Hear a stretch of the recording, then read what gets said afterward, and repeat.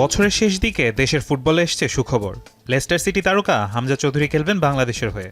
এর পাশাপাশি M A Aziz stadium 10 বছরের জন্য ব্যবহারের অনুমতি পাওয়া বাফুফের জন্য সুসংবাদই বটে। তবে এখনই ব্যবহার উপযোগী নয় স্টেডিয়ামটি, তার জন্য দরকার সংস্কার কাজ। ফিফার ফান্ডিং নিয়ম অনুযায়ী স্টেডিয়ামের পূর্ণাঙ্গ সংস্কার কাজের জন্য দরকার আরও বেশ খানিকটা সময়।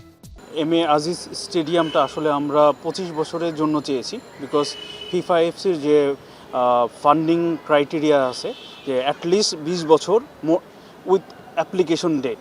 সো আমি যখন থেকে পেলাম তখন অ্যাপ্লিকেশন করতে গেলে কিন্তু 20 বছর হয় না, 19 বছর হয়ে যাচ্ছে, 19 বছর সামথিং। সো আমাদের মন্ত্রণালয়ের প্রতি রিকোয়েস্ট রয়েছে এটা যেন কমপক্ষে 25 বছর দেওয়া হয়।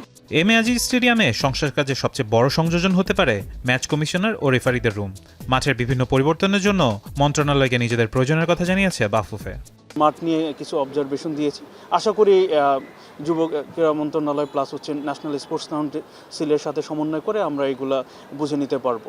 আমরা মনে করি আসলে যদি এনএসসি একটু কাজ করে এটা আসলে ডিসেম্বরের মধ্যেই শেষ করা পসিবল। ইন্টারন্যাশনাল ম্যাচ হতে গেলে ম্যাচ কমিশনার এবং রেফারিদের রুমটা ম্যান্ডেটরি, রেফারিদের রুমটা আছে। তো আমরা তাদের সাথে যোগাযোগ করছি কীভাবে ম্যাচ কমিশনারের রুমটা ওইখানে দেওয়া যায়। বাফুফের স্টেডিয়াম ও কমলাপুরের নতুন টার্ফ বসানোর পরিকল্পনা আছে। যথাযথ পরিকল্পনা করে একসাথে আরও 4-5টি স্টেডিয়ামকেও সংস্কার কাজে অন্তর্ভুক্ত করবে ফেডারেশন। বাফুফের টার্ফ প্লাস কমলাপুর টার্ফ, এটা 25 বছরের জন্য আমাদের লিজ দেওয়া হয়েছে। তো সেই অনুযায়ী আমরা মন্ত্রণালয়কে এবং এনএসসিকে আবার রিকোয়েস্ট করেছি। এখানে কিন্তু আপনার নিচের গ্রাউন্ডের অনেক কাজ আছে এবং স্প্রিংকুলার বসবে আপনাদের কমলাপুরে। সো ওইটার প্রাথমিক কাজগুলো সম্পূর্ণ শেষ করে রাখবে যেন আমাদের টার্ফ আসলে 2 সপ্তাহের মধ্যে কাজ শেষ করতে পারে। এটা ফুটবলের জন্য খুবই ভালো হবে এবং আমরা আরও চাই যে কিছু আরও 4-5টা স্টেডিয়াম বাফুফের যদি থাকে তাহলে সংস্কার কাজ আমরা কিন্তু সারা বছর করে নিব, তখন মাঠ নিয়ে আপনাদের যে কোশ্চেনগুলো এগুলো থাকবে না। 2024 সালে দেশের ফুটবলে এসছে বেশ কিছু সাফল্য।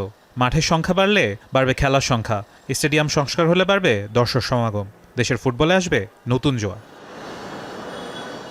ফারহান ইহসান, এখন, ঢাকা।